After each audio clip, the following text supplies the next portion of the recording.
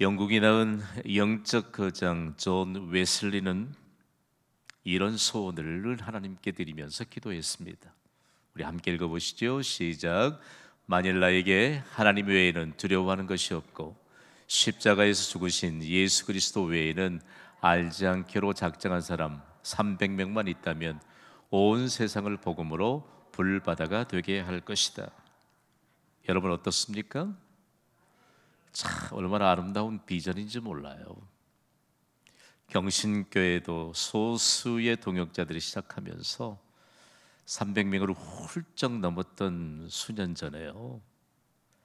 하나님이 우리에게 주신 비전들을 다시 한번 펼치고 점검하게 했습니다.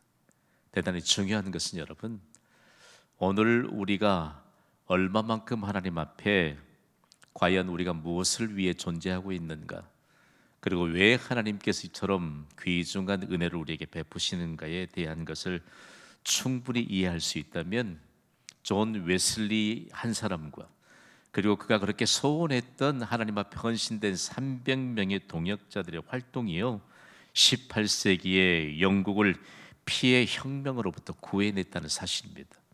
그때의 교회가 지녔던 영적인 가치는 너무너무 대단했습니다. 그리고 그리스도인 한 사람이 가진 영적인 가치는 세상의 그 어떤 가치보다도 뛰어난 가치인 것을 증거할 수 있었습니다. 이들이 어떤 영향력을 끼쳤느냐? 영국 곳곳의 거점 도시들을 하나님의 도시가 되게 했습니다.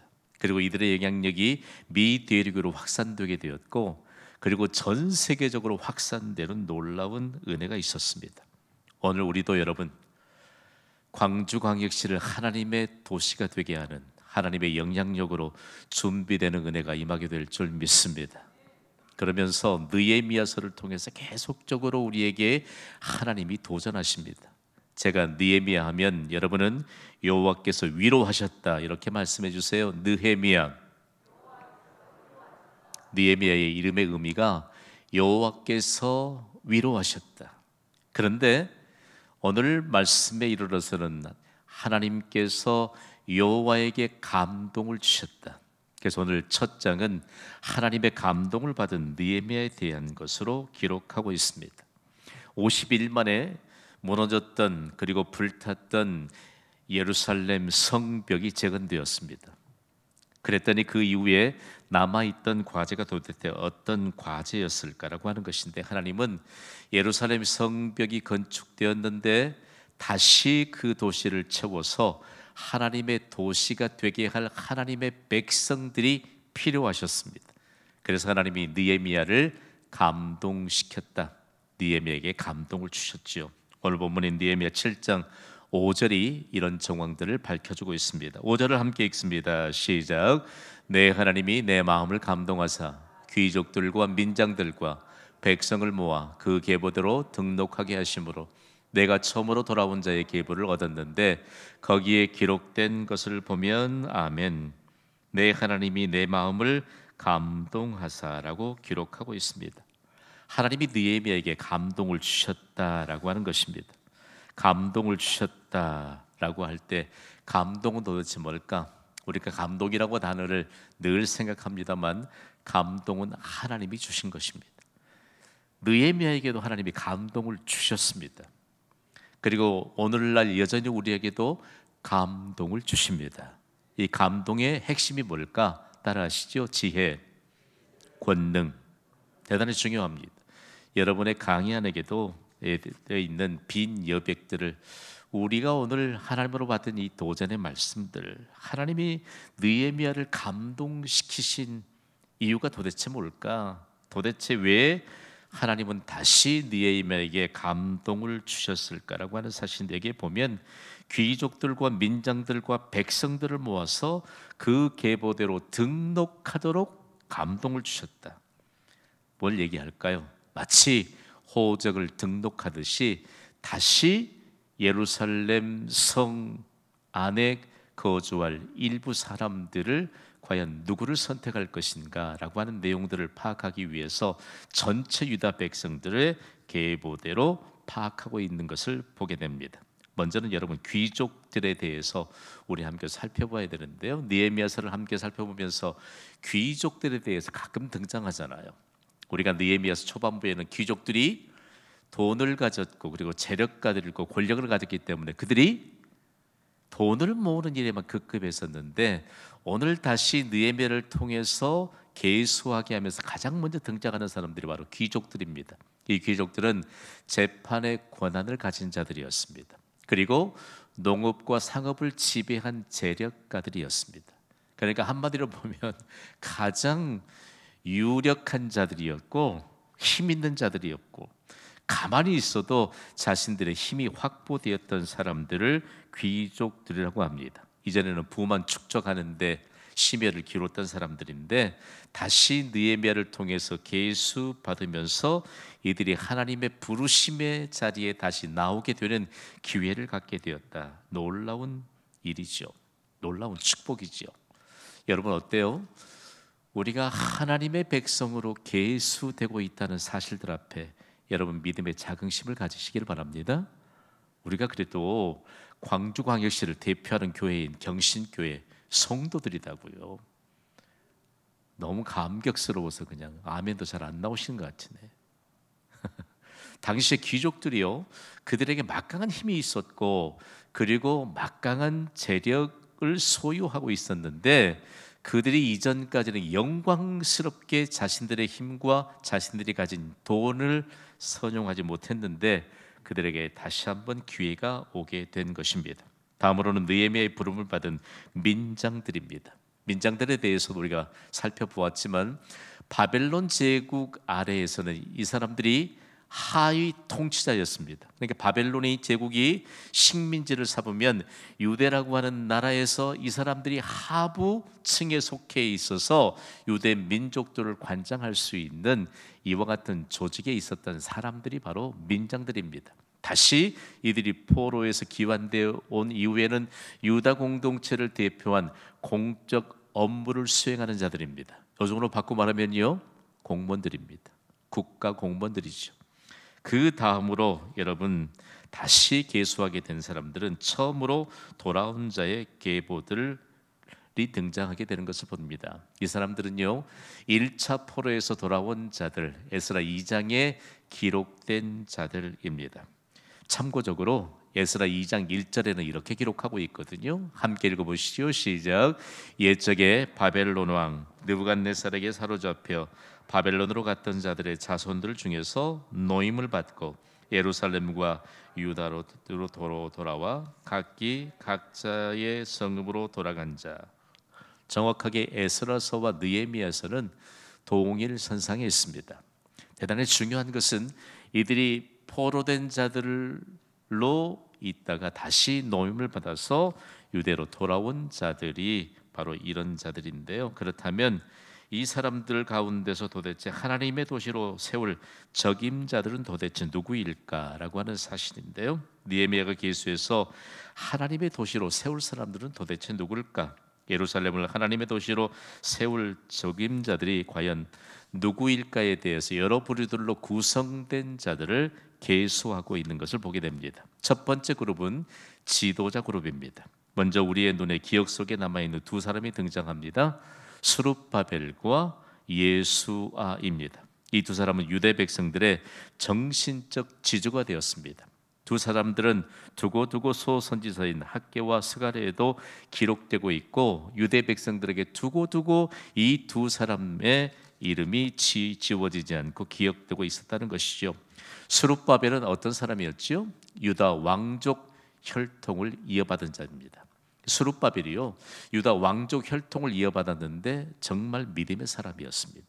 대단히 중요한 것은 우리가 어떤 상황이든지 믿음을 이어받은 자가 복된 자인 줄 믿습니다. 독일 사람이 왕족 출신인데 이 사람이 함께 왕족 출신임에도 불구하고 믿음의 계보를 이어갔다라고 하는 것을 하나님의 성경을 통해서 계속 드러내고 있습니다. 다음으로 예수아입니다. 혹은 여호수아라도 부르지요. 수많은 사람들이 가졌던 이름들입니다.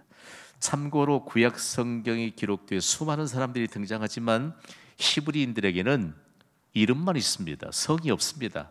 동일한 이름들이 너무너무 많죠. 그래서 각 가정에서도 특별히 가족들 간에도 계보를 이어가면서 동일한 이름을 가졌었는데, 예수와는 대제사장 가문을 14대째 이어 내려오고 있는 가문 출생입니다. 여러분의 강의 안에 14대째 제사장 계보를 이어오고 있다, 14대만 좀 표시해 보세요. 저는 이 말씀을 함께 연구하는데 참 가슴이 설레더라고요. 우리의 자손들이 14대까지 계속적으로 믿음의 계보를 이어가는 기도를 쉬지 않아야 합니다. 대단히 중요해요.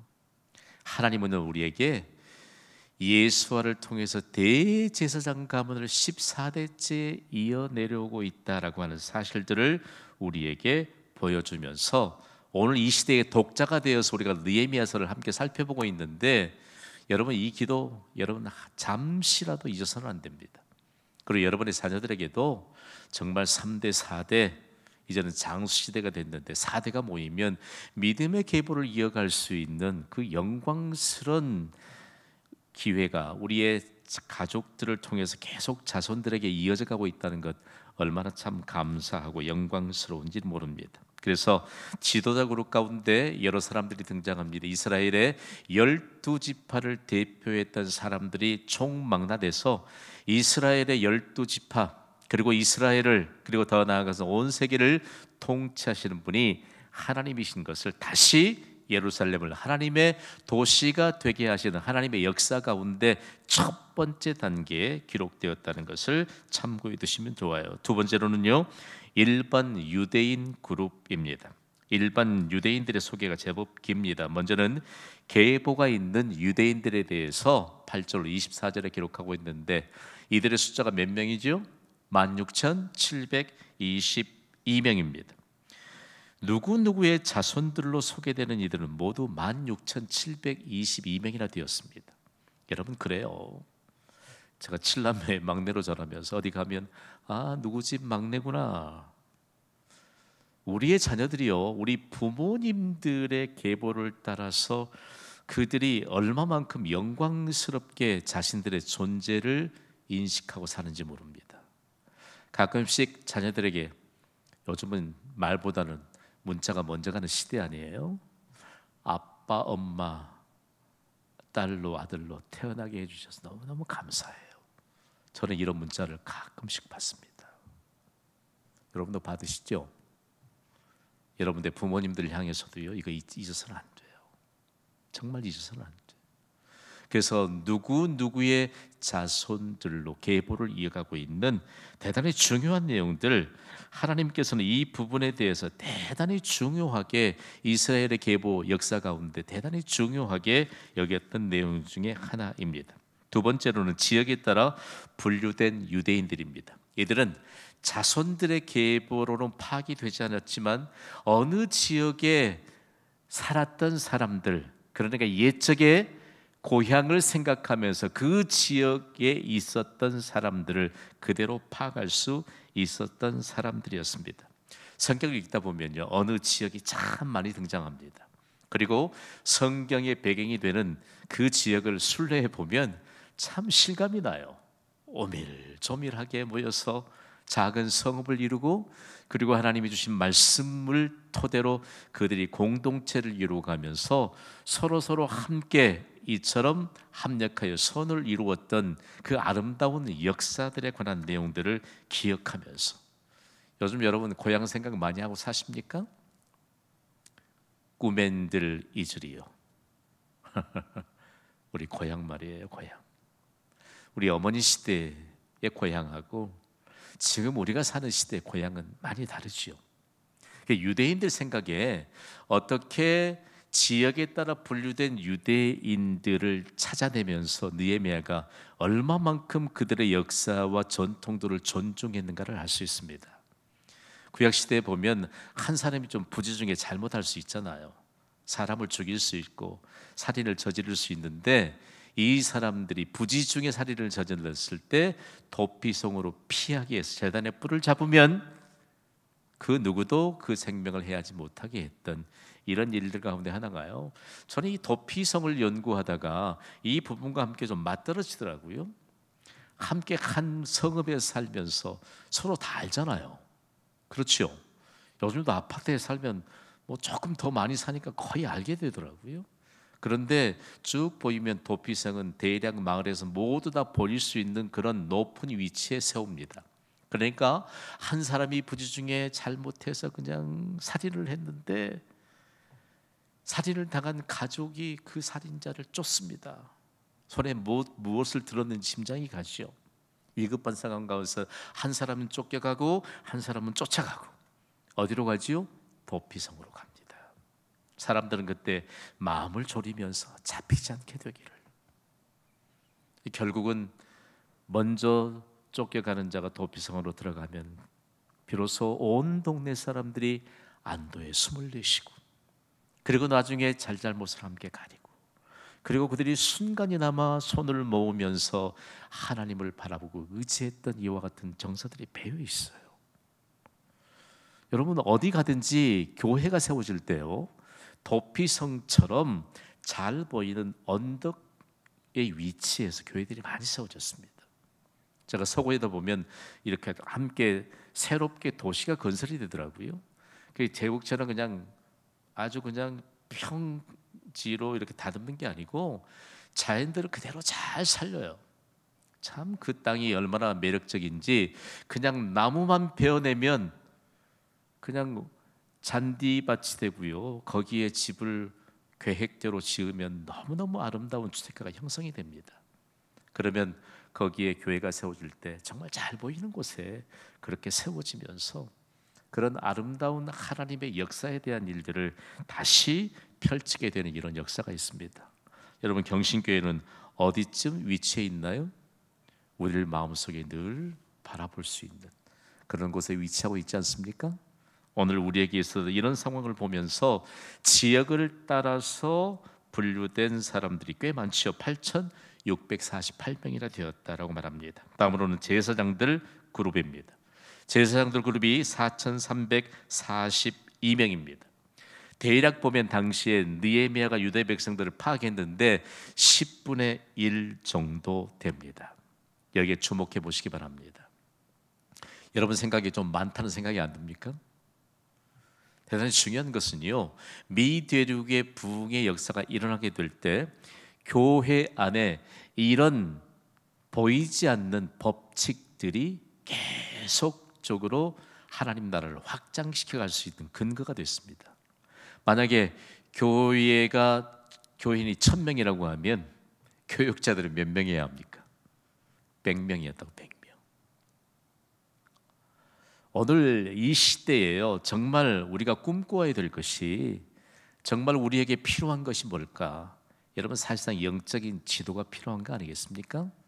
하나님께서 천부장, 백부장, 50부장, 10부장을 세우시면서 이 시대에도 가장 강력하게 우리에게 요구된 것은 영적인 지도입니다. 그리고 교회는 영적인 지도력을 가져야 합니다. 현대 그리스도인들은 너무 잘 아는 것 같아요. 너무 잘 아는 것 같아요.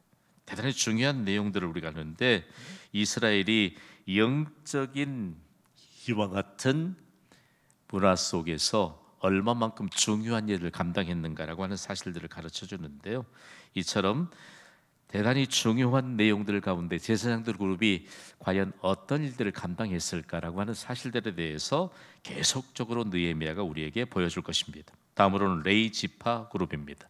레위 지파 그룹이 360명입니다. 레위 지파는 어떤 사람들이지요? 노래하는 사람들과 문지기들과 레위 지파에 속한 사람들입니다. 이들의 숫자가 360명만 소개되는 것은 뭘 얘기할까? 레위 지파에 속한 사람들이 바벨론으로 포로가 되어서 갔지만 상당 부분 많이 돌아오지 않았던 그 시대였던 것을 알 수 있습니다. 다음으로는 성전에서 수동주는 그룹입니다. 느디님을 비롯해서 레위 사람들이 제사장들의 수종을 들었던 것처럼 이들은 레위 지파 사람들을 수종 들었던 사람들이 바로 성전에서 수종 드는 사람들이었습니다. 대부분 이방인이었던 사람들이요, 레위 지파 사람들을 수종 들기 위해서, 성전에 수종 들기 위해서 그들은 모두 할례를 받았고 이스라엘로 통합이 되었습니다. 여러분의 강의한 여백에 이들이 이스라엘이 열린 사회였음을 증거했던 부류에 속했던 사람들입니다. 누구든지 한 사람 이스라엘 백성이 여호와 하나님을 섬기는 것을 보고 나도 당신이 섬기는 여호와 하나님을 섬기겠다라고 신앙 선언만 하면 누구든지 가입하게 했던 열린 사회였던 이스라엘의 사회를 이들을 통해서 온 세상에 증거했던 것이죠. 이런 역사들은 이스라엘 백성들이 출애굽에서 광야 시대부터 주변에 있던 허다한 사람들이 이스라엘의 열린 사회로 들어왔던 것을 알 수 있습니다. 다음으로는 솔로몬 신하의 자손들 그룹입니다. 여기 좀 특이한 사람들이죠. 이들은요 솔로몬 군대에 의해서 포로로 잡혀온 사람들인데 가나안 부족의 후손들입니다. 참 특이하죠. 솔로몬의 군대에 의해서 포로로 잡혔던 가나안 부족의 후손들이 바로 이 그룹에 해당되는 사람입니다. 이들은 성전의 안과 밖에서 종교적인 일에 봉사했습니다. 그러니까 다섯 번째 그룹과 여섯 번째 그룹의 사람들은 이방인들이었음에도 불구하고 열린 유대 사회에 들어오게 되면서 모두 다 종교적인 일에 봉사하게 되었고 영적인 일에 종사하게 되는 사람들이 되었다라고 하는 사실입니다. 대단히 중요한 것은 우리에게 한 사람의 영향력이 얼마나 중요한가라고 하는 사실들을 가르쳐주고 있습니다. 일곱 번째 등장하는 부류는요, 함께 읽어보시죠. 시작. 유다 자손으로 확인되지 않는 그룹. 도대체 이 사람은 어떤 사람들일까라고 하는 것인데요, 이들은 제사장과 평민으로 구분되었습니다. 그런데 명확하게 구분이 되지 않았다. 요즘으로 말하면 이 사람이 정말 교역자인지 이 사람이 과연 그리스도인인지 좀 불투명했던 그룹들입니다. 그래서 오늘 본문인 느헤미야 7장 64절과 65절을 좀 우리가 참고하는 것이 좋아요. 우리 함께 읽어보시죠. 시작. 이 사람들은 계보 중에서 자기 이름을 찾아도 찾지 못하였으므로 그들을 부정하게 여겨 제사장의 직분을 행하지 못하게 하고 총독이 그들에게 명령하여 우림과 둠밈을 가진 제사장이 일어나기 전에는 지성물을 먹지 말라 하였느니라. 아멘. 그러니까 얘기를 해도 좀 족보가 불분명합니다. 그렇죠. 이 사람이 교역자라고 하는데 불분명해요. 교단의 배경도 불분명하고 확인할 길이 없어요. 이 사람이 그리스도인이라고 하는데 어느 교회에서 신앙생활을 하는지 도대체 알 수가 없어.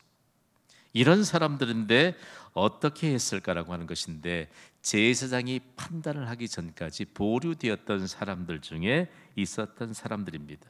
여기에 등장하는 우림과 둠밈이라고 하는 것을 좀 참고적으로 이해해야 될 것인데요, 여러분, 특별히 대제사장이 우림과 둠밈을 통해서 제사장의 권위를 드러냈던 때가 있었습니다. 다름이 아닌 에봇에 넣어두었던 보석 두 개가 하나는 우림이요 하나는 둠밈이었습니다. 우림의 뜻이 빛이라고 하는 뜻인데 하나님의 응답이라는 것입니다. 우림은 좋은 거죠. 하나님의 허락입니다. 그러나 둠밈은 어둠을 의미하는데 하나님의 거절입니다. 명확한 근거들이 잘 없습니다. 그런데 중요한 것은 이스라엘의 역사 가운데 하나님의 응답과 하나님의 거절에 관한 내용들을 하나님으로부터 위임받았던 대제사장들을 통해서 분명하게 판결하시는 하나님을 증명하게 했다라고 하는 것이죠. 그래서 이것이 바로 우림과 둠밈은 판결 흉패입니다. 너무 깊게 하려고 하지 마십시오. 그래서 우리 믿음의 사람들이 자녀들을 출생하면 자녀들 이름 가운데 우림이라고 하는 이름을 둔 가정이 있습니다. 참 좋은 이름이죠. 그런데 둠밈이라는 이름을 지은 사람은 한 사람도 있을까요? 없을까요? 없습니다. 하나님의 거절이기 때문이죠. 다음으로는 하나님의 도시로 세우기 위한 헌신의 모습을 우리에게 보여주고 있습니다. 대단히 중요하죠. 바벨론에서 1차로 귀환한 자들 가운데 어떤 족장들이 백성들과 함께 하나님 앞에 그야말로 헌신했다라고 하는 것인데요, 오늘 본문 느헤미야 7장 71절과 52절을 우리 함께 읽어보겠습니다. 시작. 또 어떤 족장들은 금 2만 드라카마와 은 2200마네를 역사 곳간에 드렸고 그 나머지 백성은 금 2만 드라크마와 은 2000마네와 제사장의 의복 67벌을 드렸느니라. 아멘. 여기에 여러분 대단히 중요한 것은 족장들의 헌신입니다. 족장들, 이들의 헌신이 참으로 놀랍습니다. 저는 본문을 연구하면서 놀라운 근거를 분명하게 알 수 있었습니다. 하나님이 느헤미야에게 감동을 주셨잖아요. 그렇죠? 느헤미야가 감동을 받았습니까? 받지 않았습니까? 감동을 받았습니다. 중간 점검이 필요해요. 여러분이 하나님께 감동을 때때로 받으시지요? 받으셨다는 대답을 한다면 하나님이 감동을 주신 대로 믿음의 행동이 따라야 돼요. 그런데 느헤미야가 하나님이 감동을 주셨는데 그대로 행동으로 옮겨 놓을 때 하나님이 보이지 않게 하셨던 일이 무엇인고 하니 족장들을 헌신하는 자들로 준비시키기 시작하셨습니다. 대단히 중요한 내용들. 그래서 거기에 일부 백성들이 함께 참여했던 것을 알 수 있는데요. 족장들의 헌신을 우리가 주목해 보아야 합니다. 먼저는 하늘의 보고를 열어주신 하나님께 드렸다. 그들이 드렸던 헌물이요 어마어마해요. 그런데 그들이 누구에게 드렸느냐? 하늘의 보고를 열어주시는 하나님께 드렸다라고 하는 것이죠. 우리 함께 선포합시다. 하나님께 드렸다. 결론이죠, 결론. 여러분, 우리가 일평생 드리는 삶을 사는데 하나님께 드리는 삶인 줄 믿습니다.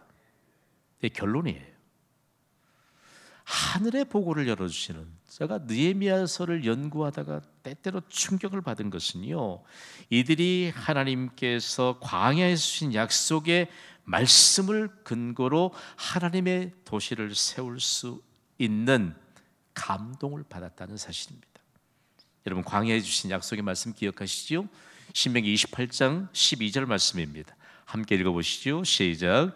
여호와께서 너를 위하여 하늘의 아름다운 보고를 여시사 내 땅에 때를 따라 비를 내리시고 내 손으로 하는 모든 일에 복을 주시리니 내가 많은 민족에게 구워줄지라도 너는 꾸지 아니할 것이요. 아멘. 아멘.